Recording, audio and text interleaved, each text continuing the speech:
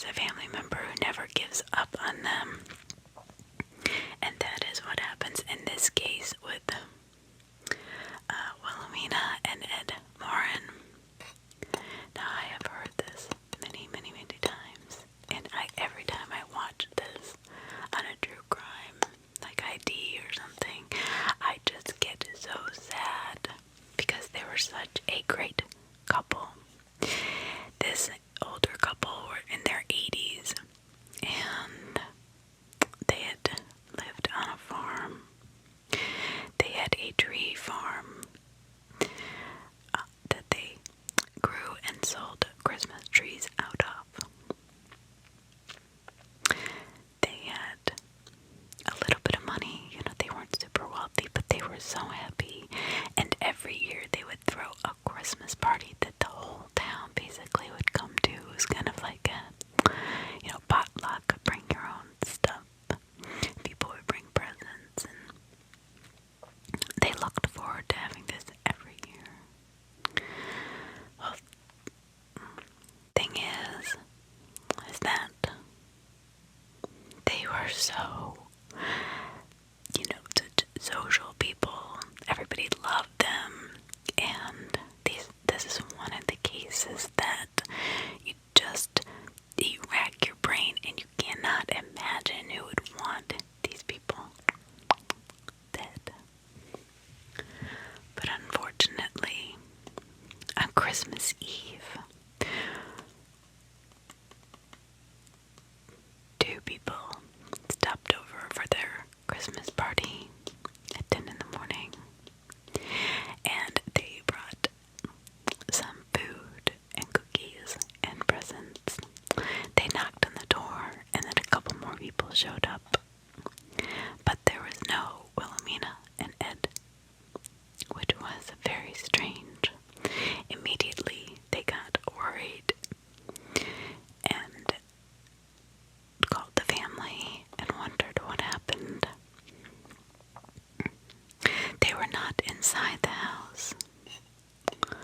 They were not anywhere to be found, actually, at that moment. So, what could have happened to this really nice older couple?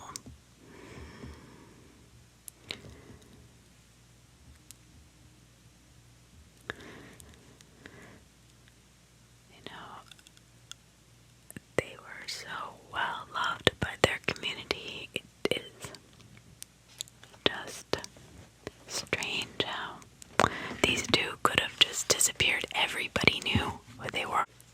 Everybody knew who they were. The problem is with investigators is as time goes on, if the bodies or the suspects have not been found, then it turns into a cold case, either because they're transferred, moved, they're promoted, they retire. It could be 20 or 30 years after a murder has been committed that the case is actually solved and has been cold for that long. It is really up to the friends and family to keep, that's what we do as true crime. Bring these cases back all the time, every time that a family's name is brought up, especially if the case has not been solved. It gives that newness to it all over again, at least it does for me. Because there's so many, if you don't keep it in the public eye, unfortunately, it kind of gets lost in the shuffle. Well, this is one of those times where the family was the one who kept their hopes up, and their persistence. Dennis, the son of Winnie and Ed Morin, he kept pushing and pushing, and so did his grandson. This was back in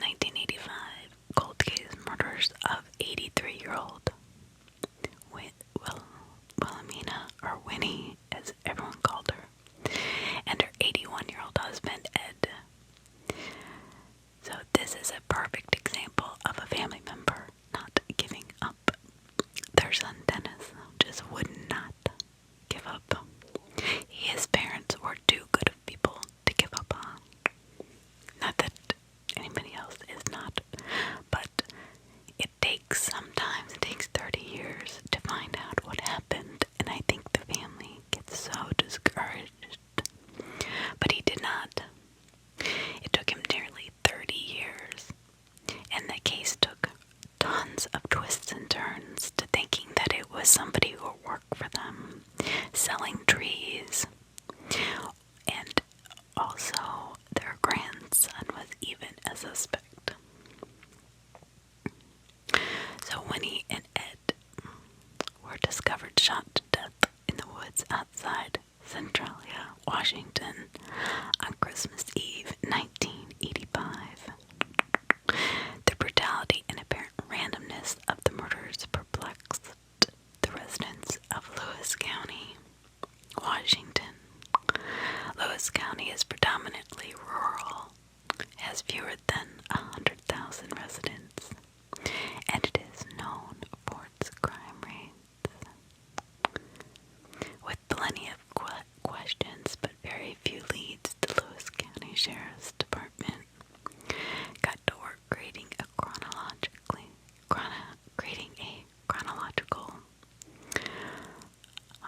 sheet of the Morins' last days alive. They started with the date when the Morins were last seen or heard from. On December 19th, 1985 was an important date for the Morin family. That night, the extended Morin family was supposed to meet at Winnie and Ed's home to celebrate Christmas. But when the guests began to arrive, they found the Morin home locked and totally dark, which was completely out of the norm.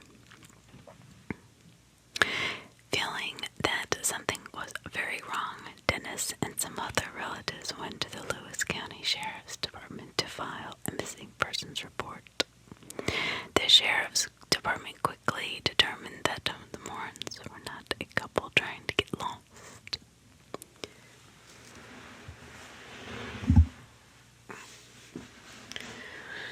So the Morins were not trying to run away at 81 and 83. They loved their family, they loved their friends, they loved their town, they loved their home. They were definitely not running away from anybody or anything. They did not have any debts. They were just well loved in the community. The crime scene, or perhaps the dumping scene, is more like it.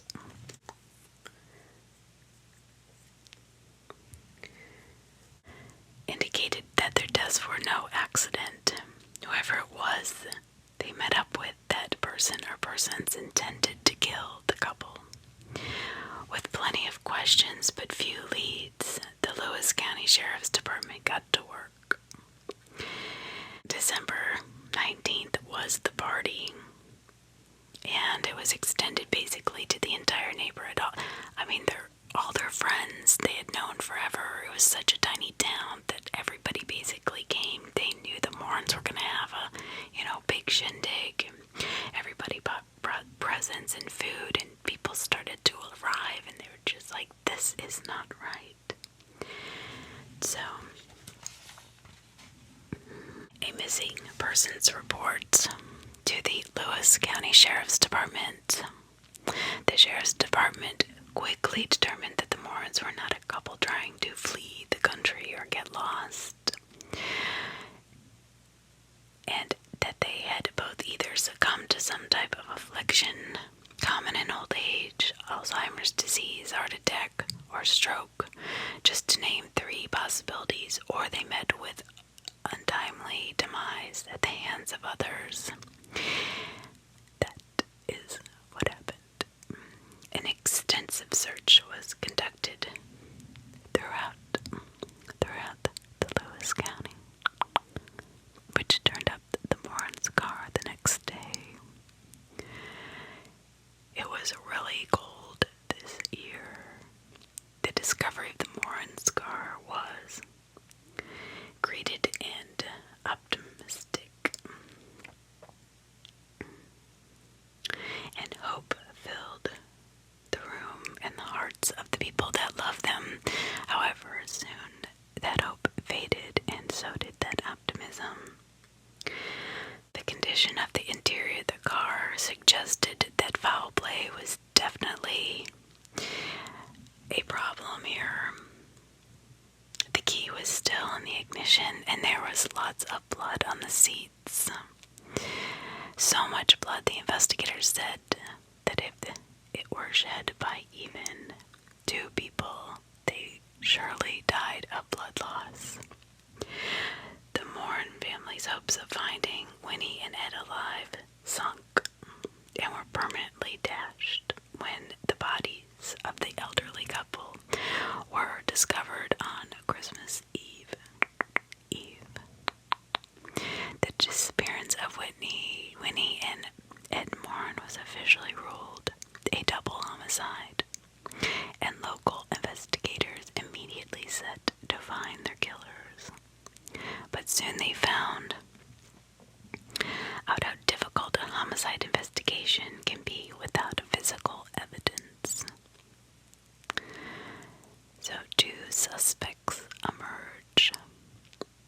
Smaller law enforcement agencies in the United States, such as the Lewis County Sheriff's Department, are often underfunded and therefore do not have the latest crime-fighting equipment and technology at their fingertips, like larger departments possess. The smaller tax bases is less populated towns and counties is one of the primary reasons these departments have less resources. But these communities also tend to have less of a need because crime rates are so low, and definitely much lower than higher populated towns. And nobody would even probably thought in a million years that anything would happen to this beautiful couple. They were so happy. Their smiles were just, you could tell how much they loved each other. And you know what? It didn't matter how much technology was at their fingertips. It would not have helped them at all. Investigators were immediately faced with the problem of lack of physical evidence at the crime, and nobody had seen anybody take them. They didn't have a description of a car. They didn't have a description except for their own. They didn't have any description of them with anybody else.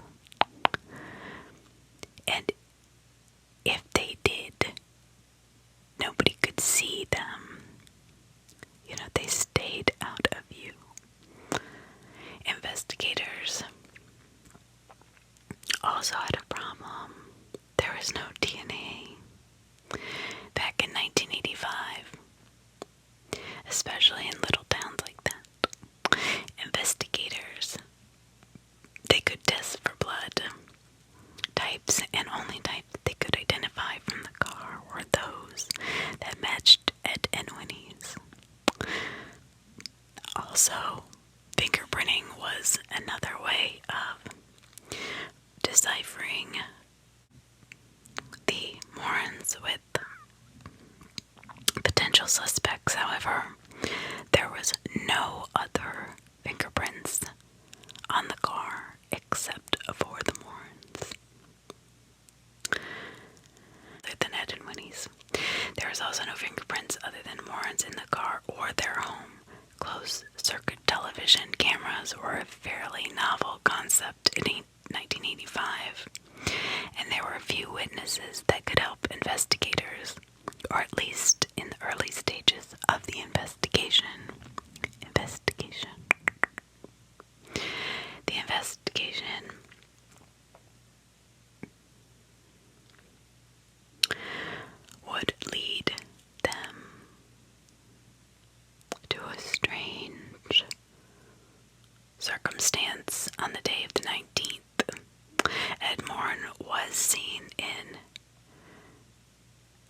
Shahalas. The investigators were able to combine the Ed Morins sighting with tips from informants to not only zero in on two suspects, but also to recreate the horrific crime that took the lives of the two incredible human beings.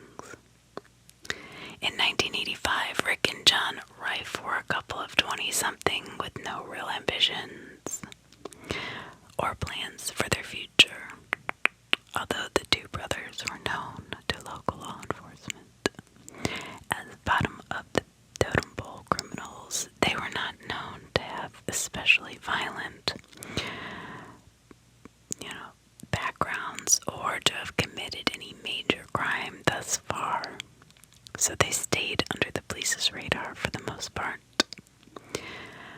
But when the Lewis County Sheriff's Department began hearing that the two were involved in the murders of the Morins, they began to take notice. As the police built a case against the two brothers, the Rifes moved up to Alaska. The younger brother, John, died in 2012, so he evaded justice on this earth. But in 2013, Rick was charged for the murders of Winnie and Ed Morin. Now, when they went in to arrest him in his home in Alaska, do you know that when the detectives came in and wanted to talk to him, he actually picked up the phone and ordered wings? Can you believe that? Now, how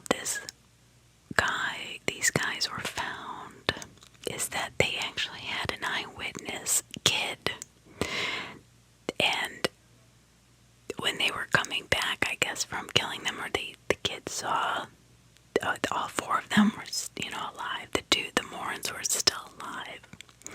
And when it all came out, the two brothers went to this kid's house and threatened to kill his family if he said anything.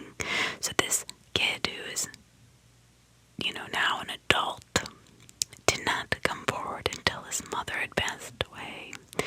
That way, her life would not be in danger. That's how afraid he was of these two people. And another thing is, the strangest thing is that the Morins were seen in the bank parking lot, and Mr. Morin had wanted to take out $8,500 early in the morning, which the bank did not have. They had to sit and wait in the freezing cold for a long time. And the bank teller did say that she couldn't see anybody with the Morins, but did feel that Mr. Morin was under duress. I don't know why she didn't call the police at this time. I guess she thought that, it was just them being, maybe they needed money. They said they were taking their grandson up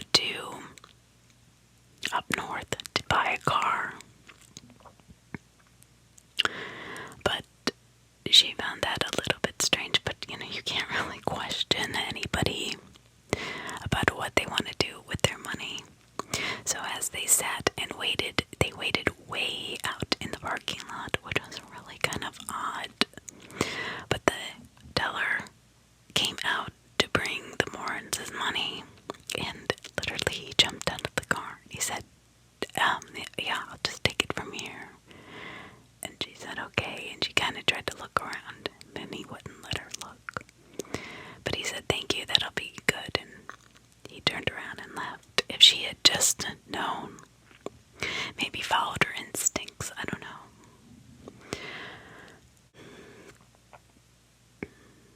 According to the police, at the Lewis County Prosecutor's Office, the murder of the Morins was purely financially based. It was for $8,500 in $100 bills. That's it. I mean, two people murdered, basically, for $4,250. I mean, crazy that their life was just worth that. I mean, it's very, very sad. $4,250. So sad. He told the teller that he needed the money to buy a new car.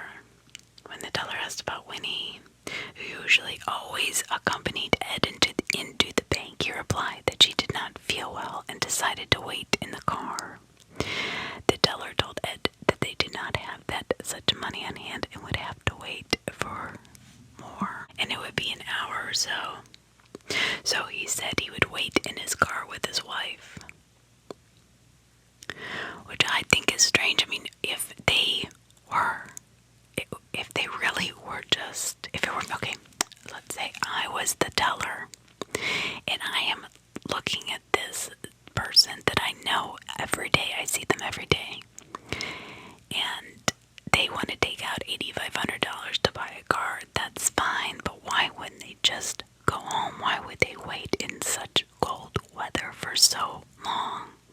That would be my main question. I would probably call the police just to make sure that Winnie was okay.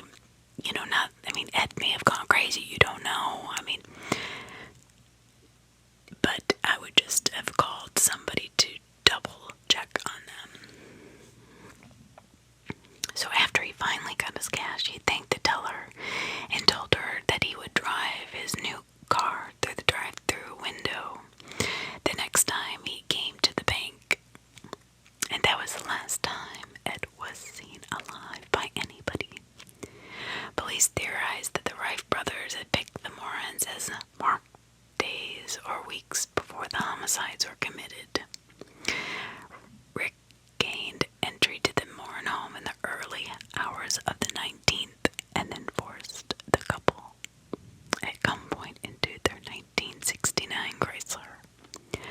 John then joined his brother and the four drove into the town together to get Ed's money.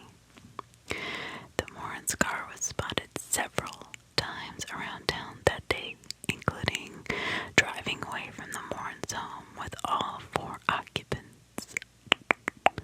Based on the autopsy of Ed, one or both of the brothers hit the elderly man at least twice on top of the head in order to get him to comply. They then threatened to kill Winnie if Ed did not withdraw the money, and they wanted to wait with her in the car as insurance. So although robbery was the primary intent of the plot, the Wright brothers probably intended to kill their marks from the very beginning. There were loose ends that needed to be cut, because dead men tell no tales. But to me, if I got the money and threatened them, let's say I was a killer, and I got $8,500 and said, look, if you tell anybody, you call the police, I will come back and kill you, we're gonna let you go. But to kill two innocent people, it just, so sad. I talk about, I don't think criminals really think about the consequences between murder and theft, or murder and, a kidnapping, or just taking somebody and then bringing him back. I don't know, it just seems strange sometimes to me when I'm reading these and think, why did they have to kill them? Because almost 100% of the time people get caught. I know there's a lot of murders that are not caught, but more times than not, they are caught. That's too bad. But Rick Rife learned that although dead men may not be able to tell tales, living witnesses can. Rife's attorney argued that since his client's fingerprints and DNA were not found at the crime scene, that there was no way a jury could convict beyond a reasonable doubt. He also pointed out that some of the eyewitness testimonies were conflicted. But the witness whose testimony did not conflict with the others and was considered extremely credible and the circumstances of the situation to be too much. A Lewis County, Washington jury proved to be too much. Were considered credible and the circumstances of the situation proved to be too much. A Lewis County, Washington jury convicted Rick Rife of murder on November 19th, 2013. 30 years almost after the murders. Even though there was lack of physical evidence, Lewis County Sheriff Steve Mansfield never doubted the Wright brothers' guilt in the murders. Mansfield says, "I believe in karma. These are bad, evil people."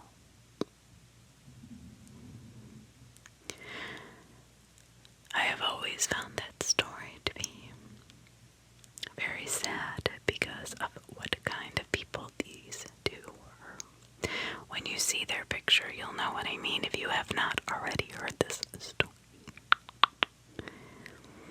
It's so sad that these two had to die. They didn't. And I'm sure it ate them up. I know his brother died, I think problems with diabetes, and they were both drug addicts. They shot heroin, and they did not live a happy existence. I mean, how far do you think $8,500, even back in 1980 something, would go? Not very far, not far enough to make it worth killing anybody for.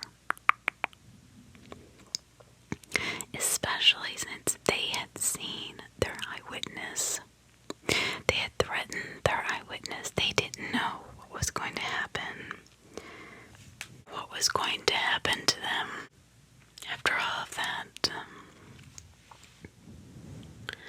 All they knew was these people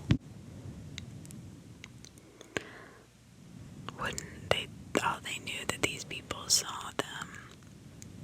They can put them with the Morins. I mean, why would the Morins be out and about when people are arriving at their house? They just would not be. So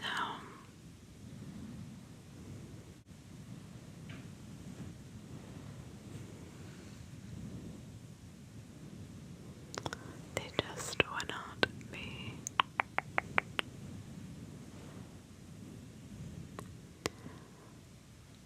Just relax.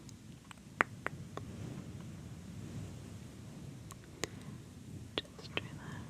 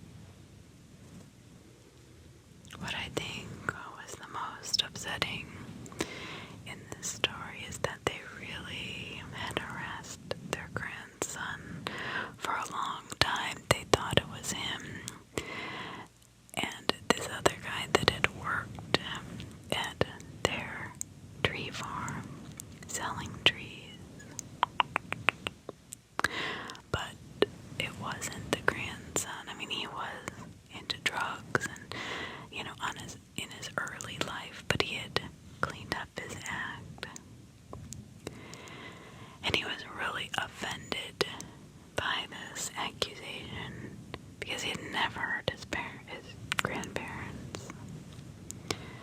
But it was really their son, Dennis, that really kept their case alive and pushed to figure that out. But putting the one right brother behind bars. Unfortunately, the one had died. But probably, the thing that I don't think killers really understand, or people that do bad things to others, is that it doesn't make their life any happier. People are like, oh, well, we'll just get all this money and go get a bunch of drugs and we're going to be happy, but how long is that going to last? Because you're probably going to get caught eventually. And even if you don't, what kind of life are you going to have? What kind of happiness is there going to be for you? Not much. I wouldn't think.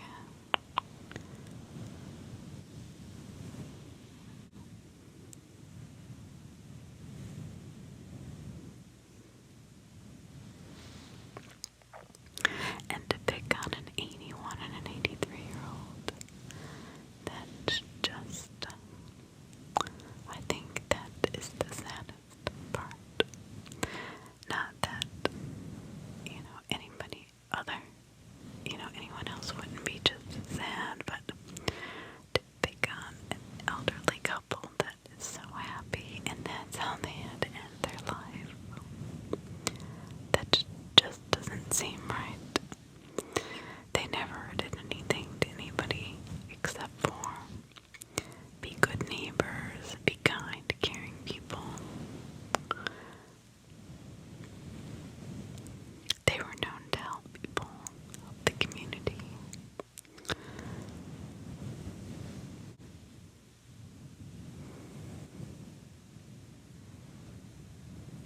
But a lot of times that is